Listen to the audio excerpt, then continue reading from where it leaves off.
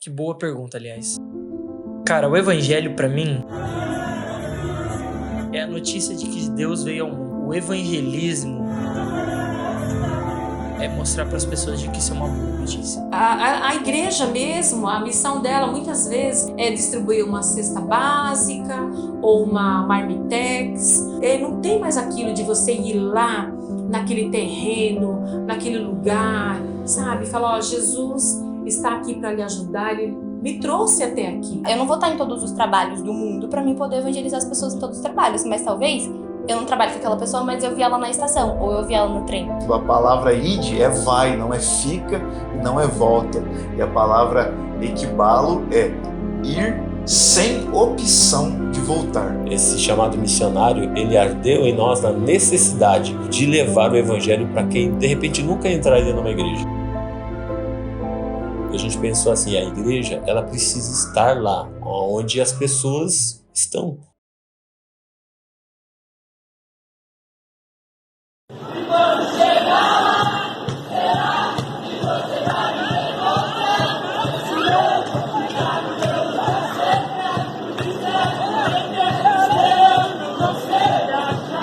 Eu sempre conto várias histórias. Eu lembro que eu já tinha aceitado Jesus, né? Eu me converti na realidade mesmo quando eu casei com o pastor Newton. Quando eu fiz 24 anos mesmo que eu comecei a andar com ele, fazendo as missões. Mas eu lembro que eu estava de férias e eu falei para o Senhor, Deus, eu não entendo muito isso daí, mas eu quero fazer algo para ti, como todo mundo faz. Eu não só quero falar em línguas, eu não me importo muito na época, né? Em falar só em línguas, eu quero ajudar as pessoas. E eu estou de férias, eu não tenho dinheiro para ir em lugar nenhum. Fala comigo, o que eu faço? Aí eu escutei o Senhor falar assim comigo, desce o escadão de Morato, que antigamente pro Rosa tinha escadão, você nem tinha nascido ainda. E eu desci aquele escadão, o Senhor falou assim, quando você voltar, eu tenho uma missão para você. Eu escutei nitidamente. E quando eu subi o escadão, tinha uma moça morena, bem alta. E ela estava com uma mala quadrada. Eu não sei explicar, aquelas malas antigas, sabe? Que se traz do norte. Com um papelzinho, ela pedia ajuda para as pessoas. E o Senhor falou assim, vai até ela. Aí eu falei, oi moça, tudo bem? Ela estava tremendo com um papelzinho, acho que não tinha nem se alimentado. Eu falei, posso te ajudar? Ela falou assim, ninguém quer falar comigo. Eu falei, mas eu quero. E ela falou assim, eu rezei para Deus trazer alguém para me ajudar. E quando eu cheguei perto dela, ela falou assim, eu procuro o endereço desse meu tio. Só que tinha metade molhada, ela não conseguia ver a rua direito, só um pedacinho. E eu não conhecia muito ali. Daí eu falei assim, eu não sei onde é, mas eu vou levar você para minha casa. E levei ela para minha casa. E lá ela ficou 30 dias, mesmo a minha irmã não aprovando. Dei a minha cama para ela dormir, sabe? Ajudei, levei ela para a igreja. Ela aceitou Jesus e ela foi embora. Passou 2 ou 3 anos, eu não me recordo. Ela mandou uma carta para mim, dizendo, obrigado, Laine, por ter me acolhido, por ter me levado a Jesus. Hoje eu me casei, hoje eu sou serva de Deus, estou na igreja firme. E tem mais, você me levou para tua casa, era tão pequena a tua casa e tão aconchegante. Hoje a minha casa tem 10 cômodos. O dia que você vier aqui ao norte, você pode ficar na minha casa até morar comigo. As pessoas estão assim, todas estão ali, com os olhos parados, não enxerga o que Deus tem para nós, que nós não conseguimos ainda entender.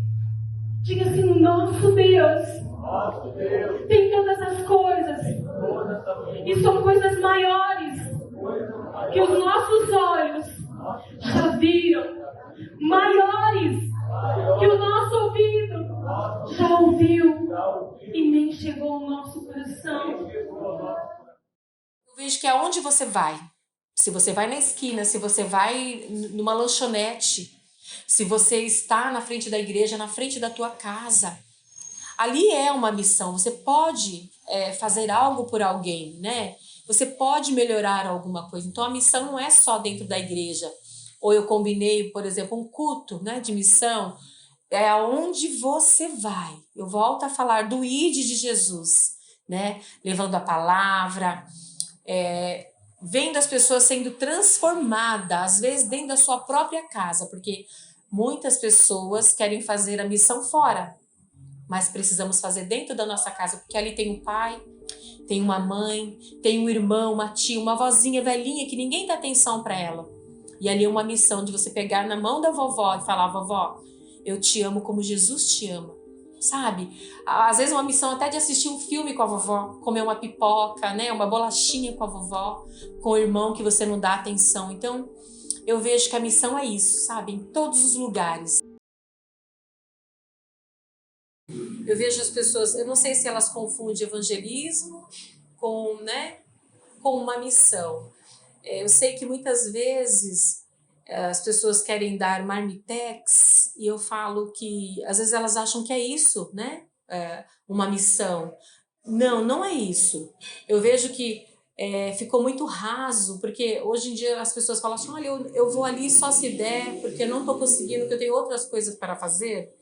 Mas eu vejo que hoje está muito raso, não é como antigamente eu via meus avós falarem: olha, a gente vai a pé, a gente vai sem dinheiro mesmo. Então, a igreja mesmo, a missão dela, muitas vezes, que a gente vê, não generalizando tudo, é distribuir uma cesta básica ou uma marmitex. Não tem mais aquilo de você ir lá naquele terreno, naquele lugar, sabe? Falar: ó, Jesus está aqui para lhe ajudar, ele me trouxe até aqui. Eu vim em nome de Jesus para te ajudar naquilo que você precisa. Então eu vejo que precisa se esforçar mais, precisa sair dali, sabe? Do seu quadrado.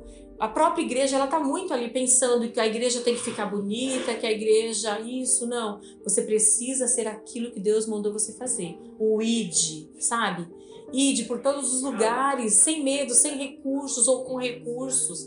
Não que você tenha que passar tanta necessidade, não. Eu vejo que hoje em dia a igreja precisa trabalhar mais nisso, sabe? A alma da pessoa. Eu vou, não importa onde seja, Brasil, África, você tem que sair. Então eu vejo que precisa, sabe, de ter mais amor. Não só pensar naquilo que você vai poder fazer, mas ensina aquilo que Deus já preparou para você, como uma missão.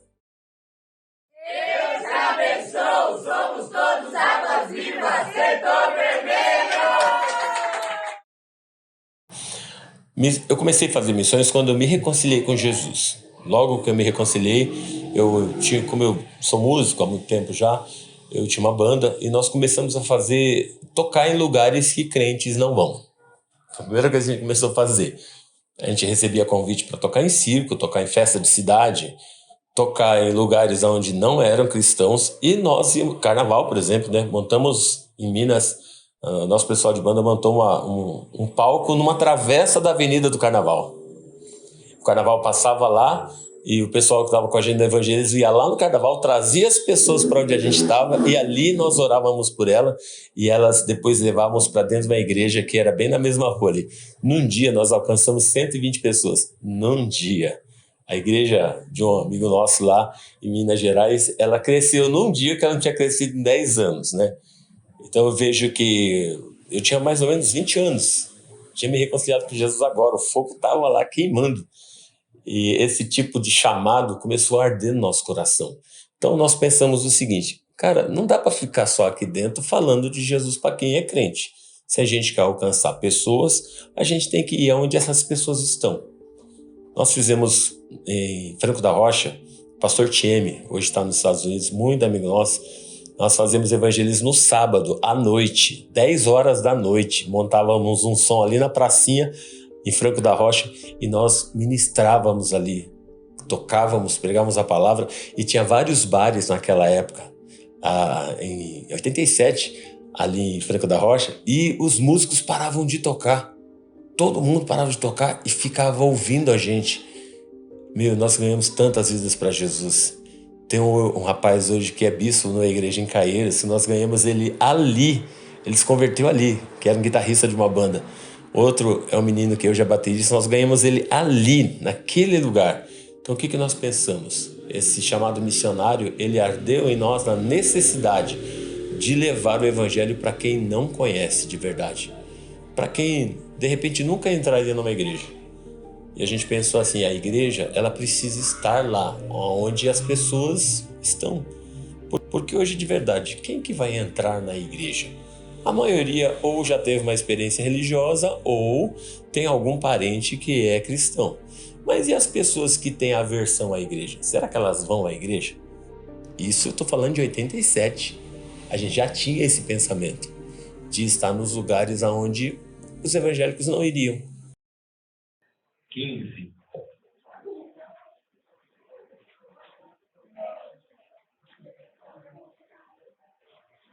Gênesis, capítulo 8, verso 15. Somos muito felizes, amados, de estar completando 9 anos de missão apostólica Água Viva. Posso dizer um amém? Amém! É uma grande vitória no mundo espiritual nós chegarmos aqui. Uma grande vitória. Todas as coisas que nós já vivemos, de todas as dificuldades que nós já passamos, todos os apertos que você imaginar, porque não é fácil.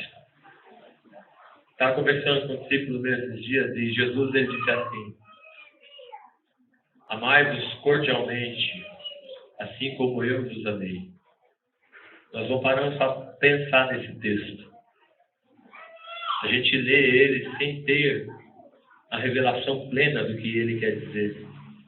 Eu quero te dizer que não foi fácil para Deus amar você. Com certeza. Não foi fácil. Você acha que foi fácil dar o filho dele? Foi? Você daria seu filho? Daria seu filho por amor a alguém? Eu não. Eu não daria. Mas o Pai deu. Então, quando Jesus fala assim, amai-vos cordialmente, assim como eu vos amei, ele está dizendo que ia ser fácil. Foi tão difícil para Jesus nos amar, querido, tão difícil, que lá no Getsemane ele suou gotas de sangue. Foi tão difícil para Jesus nos amar, que Filipenses diz que ele, sendo Deus, não usurpou ser igual a Deus, antes de si mesmo se esvaziou. Há um cântico antigo que diz assim: deixou o esplendor da sua glória, sabendo o seu destino aqui. Estava só e ferido no Gólgota para dar a sua vida por mim. Se isto não por amor, o céu não é real. Nós não tínhamos nenhuma pretensão de ter um ministério, nada disso. A gente só queria se reunir para adorar Jesus, tá? E compartilhar a palavra. Era um amigo chamando o outro, um parente chamando o outro. E isso fez com que a igreja tivesse essa característica hoje. Aqui ou um é parente de outro, ou é muito amigo da pessoa. Ou alguém que passou e falou, gostou, né? Pode acontecer também, né? Mas o relacionamento é a arma mais poderosa que tem para você alcançar pessoas para Jesus. Agora, o detalhe é o seguinte. Quando você leva o evangelho para relacionamento, você precisa ter um bom testemunho. As pessoas vão conhecer você, vão saber quem é você. E se você não tiver um relacionamento profundo com o Senhor, vai aparecer muito mais os seus defeitos do que as suas virtudes. O cristão, ele precisa cuidar do seu testemunho para com Deus, para que as pessoas vejam Jesus na vida dela. E quando você convida alguém para essa reunião familiar, a pessoa vai por causa de você muitas vezes. Ela nem conhece Jesus e nem está interessada no evangelho, mas porque ela te considera, sabe que você é uma pessoa legal, que você tem um bom caráter, considera você, ela fala, eu vou por causa de você. Chega lá, a palavra alcança essa pessoa. Qual é o propósito nosso, então? Sermos filhos. Agora, o que vai acontecer? Se eu sou filho de Deus, eu vou representar Ele aonde? Nos lugares aonde eu estou. O meu dom, a minha habilidade, o meu conhecimento e a minha capacidade vão ser instrumentos nas mãos do Senhor. Então eu posso estar dentro de uma faculdade, posso estar na minha profissão, eu posso estar aonde for. Eu sou um filho de Deus. Sou um filho de Deus dentro da faculdade, sou um filho de Deus na minha casa, sou um filho de Deus no meu trabalho, na minha profissão. Eu sou um filho de Deus aonde eu for.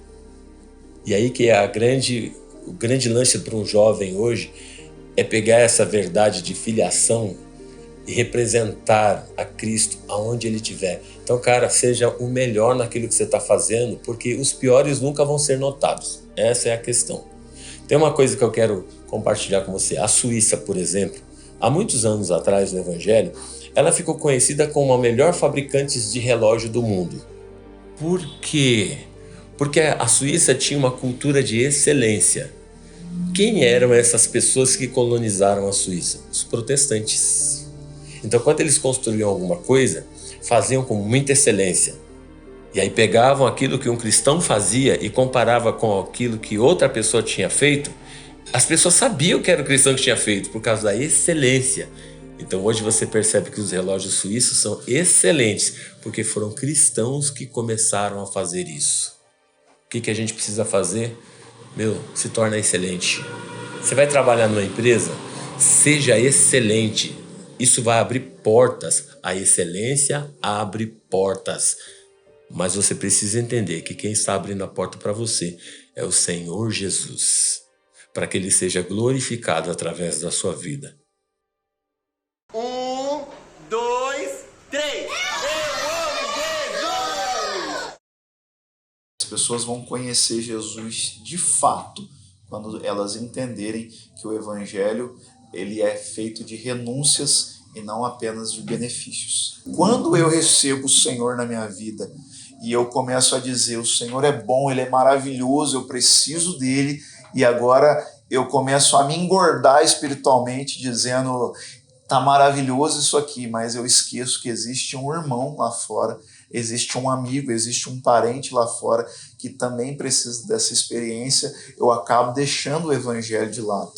A palavra igreja no original é eclésia, chamados para fora. Então, é claro que nós não jamais vamos descartar, porque nós somos o corpo de Cristo, nós estamos em comunhão e nós devemos estar em comunhão com o corpo, com a igreja do Senhor. Porém, nós somos chamados para fora, o Senhor ele nos convida todos os dias a ir por todo mundo, a pregar o Evangelho a toda criatura, ir e fazer discípulo. A palavra ide é vai, não é fica e não é volta. E a palavra equibalo é ir sem opção de voltar. Quem te chamou foi Ele.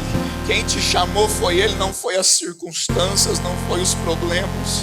Você está com medo de avançar porque você está com medo das circunstâncias. Você está com medo de avançar porque você acha, você está preocupado com o que vão dizer, com o que vão falar. E a Bíblia dizendo, sou eu Deus que faço nova todas as coisas. A Bíblia dizendo que aquele que começou a boa obra é fiel para terminar. Cresci um tempo na igreja e os meus amigos da própria igreja, que eram mais velhos, eles começaram a me levar para sair, eles me levavam em baladas, em festas, e na minha cabeça, como um adolescente na época, eu achava aquilo super normal, porque eram líderes que estavam me levando. E depois eu fui crescendo, me relacionando com outras pessoas e achando que aquilo fazia parte de uma vida de uma pessoa comum. Até então eu começar a conhecer o Cristo verdadeiro dentro de um carnaval, onde eu tinha ido com alguns amigos, né, entre aspas, e ali eu tive algumas experiências sobrenaturais que eu nunca tive na minha vida inteira.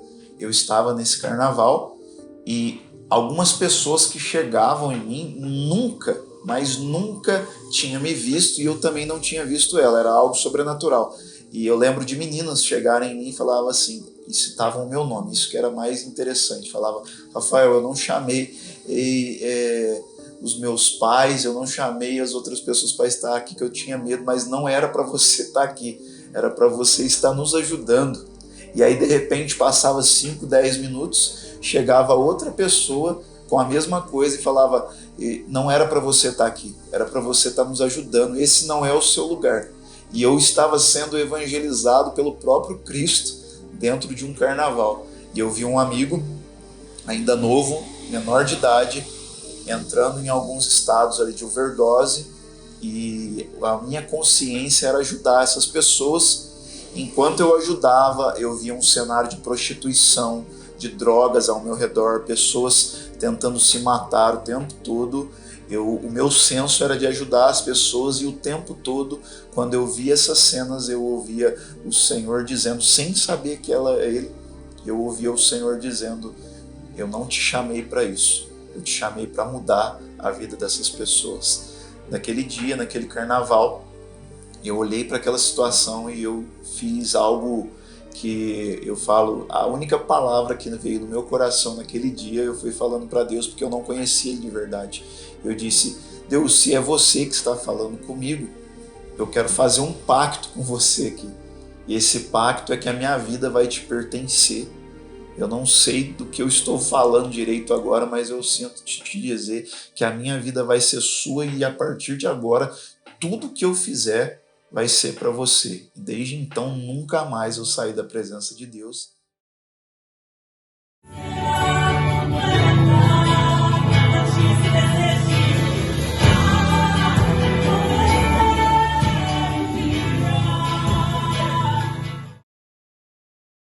Primeiro, eu gosto de dividir missão como o propósito da igreja. A missão essa é a ideia, né? É uma missão. Qual que é a missão da igreja? Ir e fazer discípulo. Essa é a missão da igreja. Como? Através do evangelismo. Através do evangelicalismo.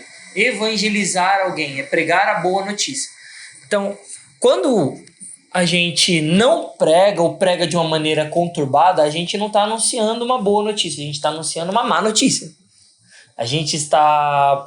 Quando nós não somos motivos de escândalo, quando nós somos motivos ruins, nós estamos dando uma má notícia. Eu acho que a maior perca que nós temos, que nós podemos ter, é o fato de que as pessoas simplesmente abandonam esses outros ambientes, o evangelho desses outros ambientes, porque elas não são treinadas. O meu problema é sempre com treino. Com treinamento de missionários, com treinamento de evangelistas. As pessoas não vêm para a igreja, elas não são ensinadas a evangelizar. Alguém olha para elas e fala assim, você precisa evangelizar. Tá, como? Como que eu evangelizo no meu trabalho? Como que eu evangelizo na minha escola? Como que eu evangelizo na minha casa? Como que eu evangelizo no meu bairro? As pessoas não são treinadas. Elas pegam, ouvem um pastor no domingo falando para elas, você precisa evangelizar na sua casa, no seu trabalho, na sua escola. Tá, como? Como eu faço isso? Não, aí você vem pro curso de evangelismo. Não é assim. Por que uma pregação não pode mostrar como é que se faz? Como que o evangelho? Porque quando Jesus fazia isso, ele mostrava. E aí como que a gente faz isso? Através do discipulado. A maioria das pessoas não sabem que precisam ser salvas. Elas estão acreditando que a vida delas está bem o suficiente, que elas estão vivendo dentro daquilo que eu conformo, e quando elas dobram o joelhinho em casa, elas conseguem se conectar com Deus. Então as pessoas precisam ser ensinadas. O maior prejuízo da igreja não se posicionar em relação ao secularismo é esse: gerar gente rasa e a gente perder as pessoas lá de fora por conta da nossa fraqueza. Tive um encontro com Deus com 14 para 15 anos de idade que mudou a minha vida, a forma com que eu me portava diante de Jesus. Então, dali para frente, eu decidi que precisava seguir a Jesus de verdade. E isso significa fazê-lo conhecido. Então, para mim, o fazê-lo conhecido era uma realidade. Eu precisava torná-lo conhecido. Então, eu assumi esse papel para mim. Como eu ia fazer isso? Não sei. Aí eu comecei a ver as necessidades. Comecei a ver que na rua tinha gente querendo. Comecei a ver que no trem tinha gente com fome. Que nos becos e nas vielas tinha gente com fome. E eu ia onde eu pudesse pregar. Eu não podia alcançar muitos lugares por várias e várias questões. Então eu fui onde eu podia. Onde eu pude chegar, eu cheguei.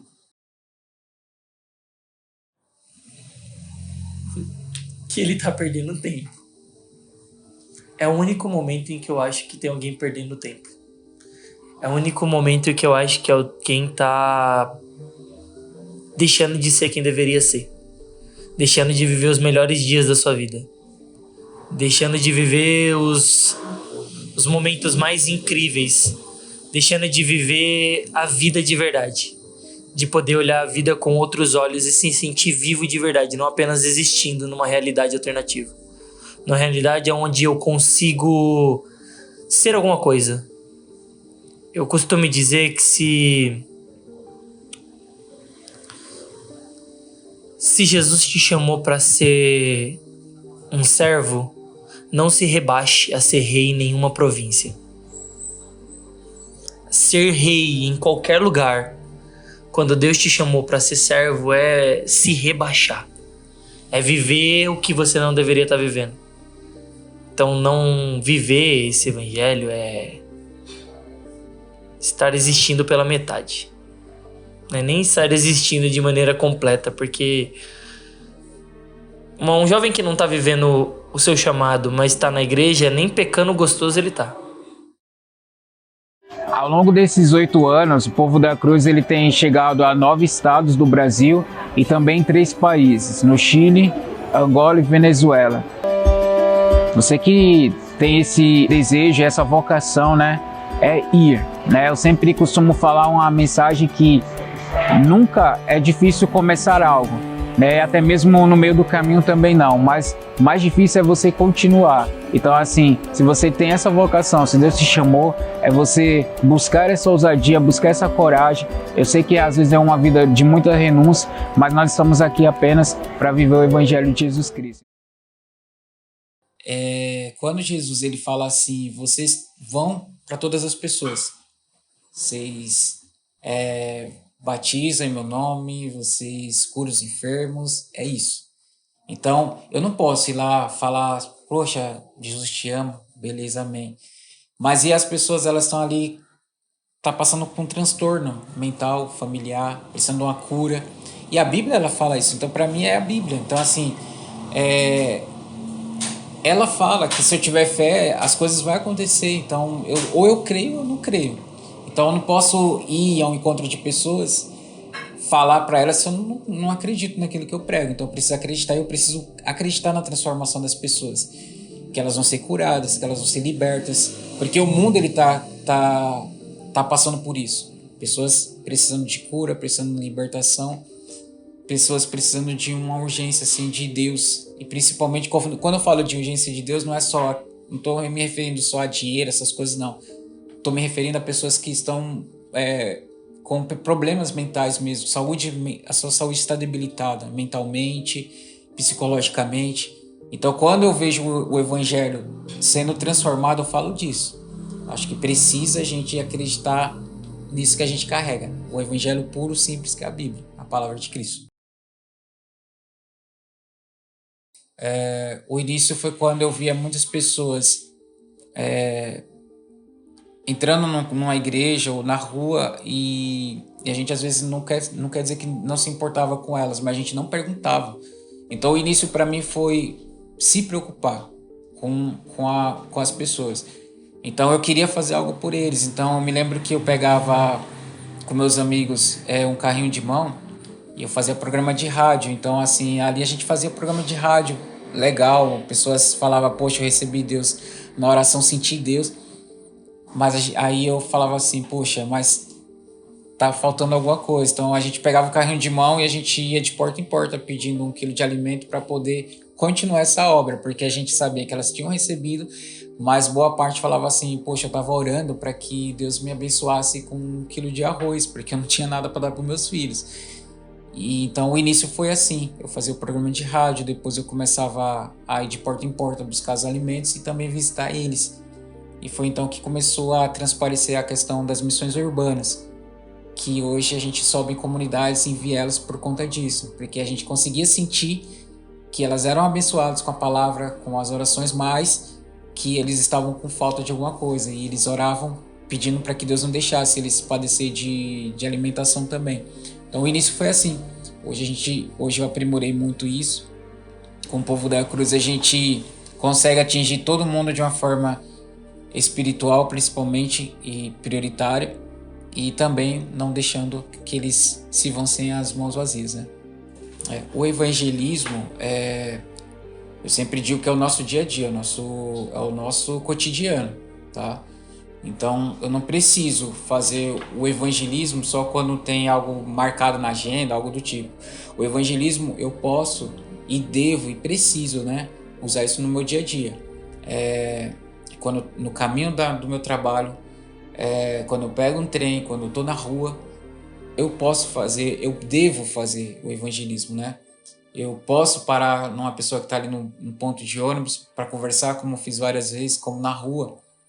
Você vai encontrar várias pessoas, então assim, diferentes, e todos eles estão precisando. Então, o evangelismo é isso, é o dia a dia, não é só quando a igreja em si vai dizer assim, olha, amanhã tem evangelismo, vamos fazer. Não, é o nosso dia a dia.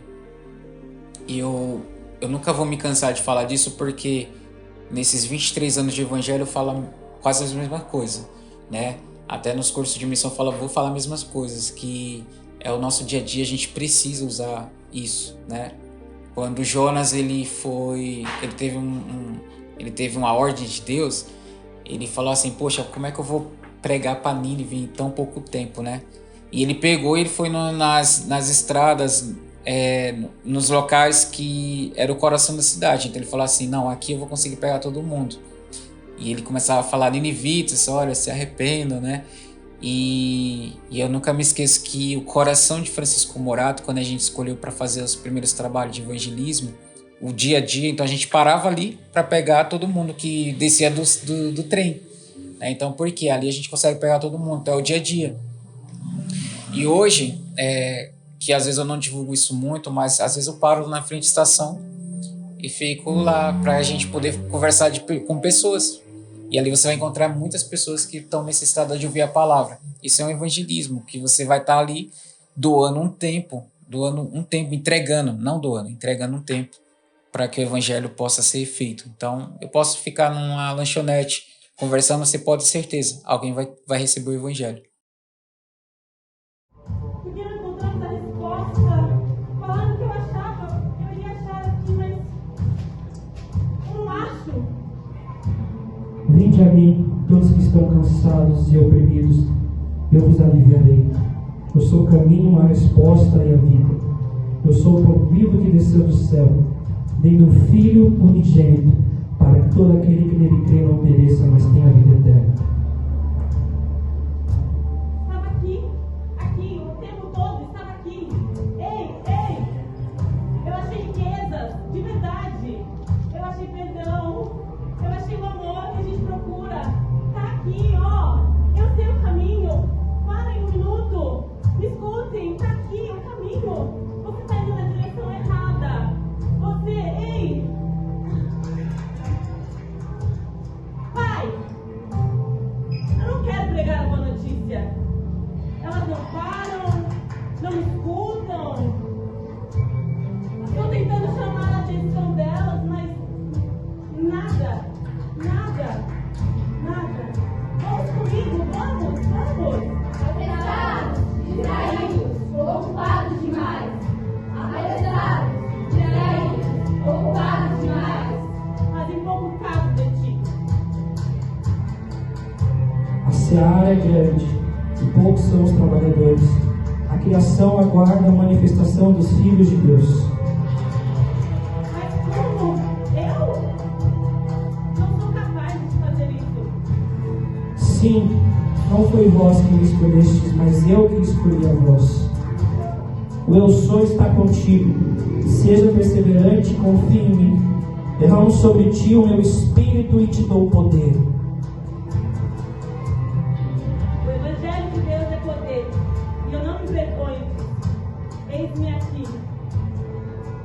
Falarei enquanto, mesmo que não me escutarem. Pregarei nas esquinas, nas praças. Ainda que não me escutem, eu não vou desistir. Vinde a mim, todos que são cansados e oprimidos, e vocês acharam descanso para as vossas almas. Ei, você sabe o caminho? Você sabe o caminho? Eu sei a resposta. Eu sei o caminho. Jesus Cristo é o caminho, a verdade e a vida. Venham, conheçam a Ele. Está aqui. Todo estava aqui o tempo todo. Vocês ouviram? Vocês escutaram? Existe uma pérola de grande valor. Existe um caminho, existe uma mesa. E Ele nos chama para uma festa. Você vê nas igrejas que o culto de missões é o culto mais vazio que tem, ou, por exemplo, que no momento de oferta você recebe oferta às vezes, ou as pessoas dão R$5 e acham que estão fazendo, nossa, a melhor oferta da vida delas. Então, assim, é um lugar onde a gente não só vê isso, mas também vê muito pouco voluntário, sabe? Quando eu participei de um projeto de missões em Ferraz de Vasconcelos, a gente via muito isso. Fazia ali os trabalhos de final de semana e nem sempre a gente conseguia ir, porque era muito longe pra gente. Mas quando a gente ia, era só a gente, sabe? O pessoal de lá nem sempre ia. Então, assim, faltava muito pouco voluntário. E às vezes as crianças faltava, assim, o apoio para as crianças, sabe? Porque tinha 2 pessoas para 20, 30 crianças. E 2 pessoas não é suficiente, né? Eu acho que não teve um dia em específico que eu falei assim, cara, isso aqui é o que eu tenho para fazer. Mas foram vários dias que Deus precisou falar comigo até que eu, bem lardinha, entendesse o que era pra acontecer, sabe?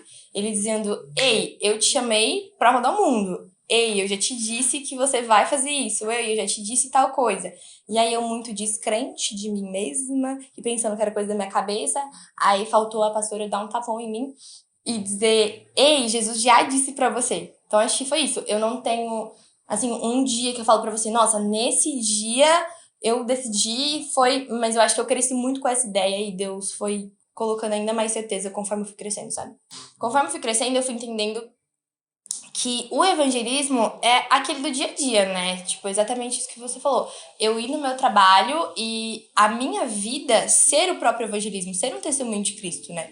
E através disso, aí eu faço a missão, que é apresentar a pessoa para Jesus e discipular ela também. E trazer ela não só pra, tipo, entreguei um panfleto, você chorou agora na minha oração e tá bom. Um beijo, tchau, até mais e se vira com Deus. Agora é você e Deus. Não, eu acho que vai muito além disso, sabe? Então, eu particularmente não sou o tipo de pessoa que eu vou chegar no meu trabalho e falar pra todo mundo escrever na minha testa, esfregar com a blusa e falar assim, eu sou crente e vocês me respeitem, eu não quero ninguém falando palavrão do meu lado, eu não quero isso, não quero aquilo. Eu acho que eu sempre gostei daquele jeito mais eu chego e eu faço a diferença no ambiente, sabe? Quando eles perceberem que, caramba, a Isabelle não riu dessa piada, então não vou fazer mais esse tipo de piada do lado dela. E aí, aos poucos, eles se sentirem curiosos sobre o porquê que eu não ri daquilo, ou o porquê que eu não gostei daquilo. E aí eles mesmos vêm e perguntam, Isa, por que você não gostou? Aí eu, porque eu acho que Jesus não daria risada disso também. Aí eles, ué, Jesus? Por que Jesus? Porque eu sou da igreja, né? Eu sou da igreja, eu sigo os caminhos de Jesus. E aí, a partir disso, criam oportunidades. E acho que é isso, sabe? Falta muito disso. As pessoas ainda ficam muito fechadas no vou entregar panfletos e não é o panfleto que vai fazer diferença, né? É ter uma vida de relacionamento com Deus que te permita ter coragem, sabe? Porque não adianta eu chegar na rua e orar pra uma pessoa, e aí ela vai e me conta um problema e eu não sei nem como resolver, eu não sei nem o que dizer pra pessoa. Então eu acho que também uma vida de relacionamento muito grande com Deus. E pedir sobre isso, sabe? Dentro do meu secreto. Falar, Deus, olha, eu ainda não tenho coragem, eu ainda não consigo, então, por favor, me dê oportunidades. É uma coisa que eu tenho feito, porque eu vi que eu tava muito parada, e eu passei a pedir mais sobre isso, sabe, pra Jesus. Falei, olha, Jesus, eu ainda tenho medo, eu ainda tenho talvez vergonha, eu ainda não me sinto completa, eu ainda não sinto que eu tô pronta. Então, que não seja a minha boca, mas que seja a sua. Até porque quando Jesus enviou os discípulos pra fazer missões pela primeira vez, né, pra ir pros outros lugares, eles disseram, mas o que a gente vai falar? E aí ele falou assim, não se preocupem com o que vocês vão falar, porque o Espírito Santo vai falar na boca de vocês. Então, acho que é isso. Precisa de coragem, precisa saber ouvir. E é isso, ter uma vida de relacionamento.